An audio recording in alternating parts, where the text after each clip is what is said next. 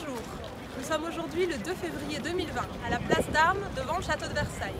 C'est ici que va se dérouler dans quelques instants le Dying organisé par l'organisation sociale écologique internationale Extinction Rebellion. Ça raconte quoi votre acte? Ça permet de résumer un petit peu la situation climatique actuelle et les tendances sur lesquelles en fait on se dirige et aussi des impacts sur la biodiversité. Donc c'est vraiment un petit résumé, je pense très intéressant, qui fixe les idées parce que les gens ne se rendent pas compte en fait de ce qui se passe.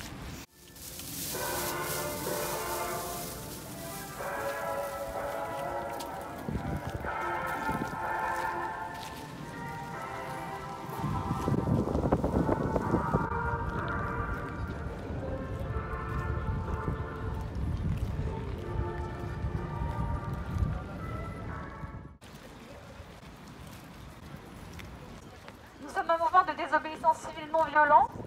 On a formé avec nos corps le logo du mouvement Extinction Rebellion, donc un sablier dans un cercle. Le sablier pour symboliser l'urgence et le cercle pour la planète. Le changement des comportements individuels sera nécessaire, mais ça ne sera pas suffisant.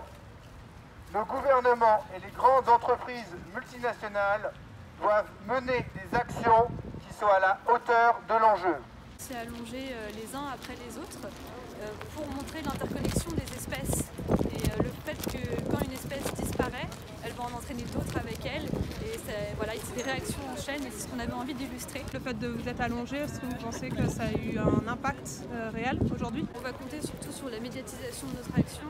Ça commence à être médiatisé, l'urgence, le réchauffement climatique, l'effondrement des écosystèmes, mais qui est loin d'être suffisante par rapport aux enjeux actuels. Et qu'est-ce que vous répondez à ceux qui disent par exemple que vous êtes trop radicaux? Moi je dis qu'on est radicaux, donc on assume. Donc oui, la radicalité va effectivement est en phase avec cette urgence. Mais radicale dans la nécessité d'un changement qui est vraiment très profond et on va dire quasiment systémique. Nous arrivons maintenant à la deuxième partie de la journée, c'est une occupation à place du marché avec des banderoles. Ça empêche notamment les voitures de pouvoir passer. En plus, ça ne peut pas. Alors je ne peux pas. C'est négocié, il n'y a pas de négociation possible. Ils n'ont pas le droit de faire grève. Alors je suis désolée. Ils n'ont aucun papier pour faire grève. On est désolé, madame. Non, vous n'êtes pas désolé, vous emmerdez tout le monde. Comme il s'agit d'une manifestation non déclarée qui augmente tout de suite les risques juridiques, il faut savoir que s'il y a des enfants, en particulier, on les met sur des niveaux de risque juridique très faibles. Vous restez combien de temps ici? Vous ne savez pas. De ce côté-là, a priori, ils nous laissent poursuivre l'action, mais de l'autre côté du blocage, ils nous demandent de partir. Donc là, on est en train de mettre en place des discussions entre police et entre les référents des groupes pour décider ce qu'on fait en AG, en démocratie participative, pour voir si on poursuit l'action ou non. Des paroles qui ont été écrites spécialement pour l'occasion. Qu'est-ce que vous pensez de ces paroles? Je pense qu'elles sont intéressantes et qu'elles alertent sur ce qui nous concerne tous. C'est très bon enfant, hein, le fait de bloquer, mais avec le sourire. Nous avons envie de trouver des solutions ensemble, de croire à une forme de résilience et avec un peu de joie, franchement, ça fera du bien à tout le monde, même si l'heure est grave. Vous pouvez ne pas être d'accord, nous vous encourageons à exprimer vos désaccords. On l'exprime, vous faites du tort aux petits commerçants. Si vous avez compris, vous devriez partir. On n'empêche pas les se mettre dans un endroit où vous gênez. Mettez-vous sur la place là-bas, on vous empêche pas de manifester. Quand vous serez là, on va polluer le message. On va aller chercher. Ça va mal se terminer. Vous êtes commerçant, monsieur? Oh, les commerçants, ouais. Les commerçants, ça vous dérange? Bien sûr, parce qu'en réalité ça reflète tout ce qui se passe depuis 3 mois, 6 mois, 1 an. C'est toujours le même bordel. Et ici, vous nous empêchez. C'est les petits qui trinquent. C'est les petits commerçants comme nous qui trinquons et qui payons. Bien sûr que j'ai un stand ici. Vous avez un stand de quoi, monsieur? Moi, j'ai un stand de vêtements.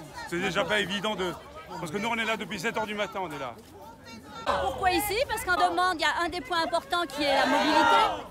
Pourquoi ça ne serait pas une bonne idée de laisser de manière piétonne ici tous les jours en fait? Ça serait une bonne idée pour les vélos, les piétons, les trottinettes, les enfants, les petits vieux, les déambulateurs. Pourquoi pas une proposition? Il y a beaucoup de jeunes qui s'investissent et c'est normal, on est tous touchés directement, mais nous d'autant plus. et les jeunes peuvent trouver comme une famille où on organise ensemble des projets pour améliorer notre impact sur le monde et pour créer une transition vers un monde plus durable et plus respectueux à la fois des hommes et de l'environnement. Du gaz à effet de serre, du plastique dans nos mers, de cette société-là, on n'en veut pas. Du gaz à effet de serre, du plastique dans nos mers, de cette société-là, on n'en veut pas. T'as quel âge? 14 ans. 14 ans, vous êtes motivé pour carrément, 14 ans là? À fond, c'est bien, vous avez une voix qui porte. Hein. Oui, moi oui, j'ai l'habitude de crier en classe. Je pense que vous allez discuter directement dans le marché avec les clients, vous aurez peut-être plus d'écoute que là. C'est fini, c'est du monde quand même. Mais non, il n'y a personne, monsieur. Il n'y a personne. Vous avez tué le marché depuis 2 heures depuis que vous êtes arrivé. Alors c'est fini? Vous remballez la banderole? Ah oui, seulement la banderole. Ah, seulement la banderole, mais vous restez là? Oui. Vous avez remballé la banderole du coup? Parce que cette banderole est très large, occupe toute la rue et ça pourrait donner le sentiment aux passants qu'on souhaite qu'ils ne rentrent pas alors qu'au contraire on a envie de leur parler, on a envie qu'ils rentrent derrière, il y a plein de gens derrière prêts à leur expliquer les raisons de l'action. J'avais envie d'être active sur le terrain pour défendre les croyances et les valeurs que j'ai vis-à-vis de la protection de la nature, pour toucher les gens là où ils sont, parce que beaucoup d'entre eux sont dans leurs préoccupations, ils sont pris par leur quotidien et ils ont besoin d'être un petit peu ramenés à cette réalité qui nous touche tous. Ça va, vous êtes bien installés? On a des beaux livres, on a celui-là, on a aussi, qui revendique le droit de vouloir sauver la planète, qui fait état de ce qui est précieux et qu'on est en train de perdre. Vous essayez d'interpeller les enfants qui passent ici dans le marché? Oui, et à la fin, on leur dit que quand même, il s'agit de faire quelque chose pour le monde, parce que bientôt, on n'en aura plus si on ne fait rien. Et surtout que vous êtes tous bénévoles. On est payé un peu en lacrymo. Vous en pensez quoi de Greta Thunberg? Elle a réussi à être le symbole de cette jeunesse. Je crains beaucoup pour sa vie future parce que il va falloir qu'elle supporte tout ça et ça doit être très très dur. On a déjà touché les gens, on a déjà touché les localités de cette manière. C'est pour ça que je suis pour le départ imminent. Savoir si on fait sur la route ou si on fait sur le trottoir, j'imagine que ça dépendra aussi beaucoup de combien on est au moment où on part. Mais moi je serais plus pour la manif, enfin au moins pas pour faire une manif mais pour quitter le lieu proprement. Est-ce que pendant ce temps-là on arrête le blocage et on se disperse dans le marché ou est-ce qu'on maintient le blocage? C'est la fin du blocage, il est 17h, ça s'est passé de manière très pacifiste et maintenant on va suivre le cortège jusqu'au château de Versailles. Rejoignez-nous!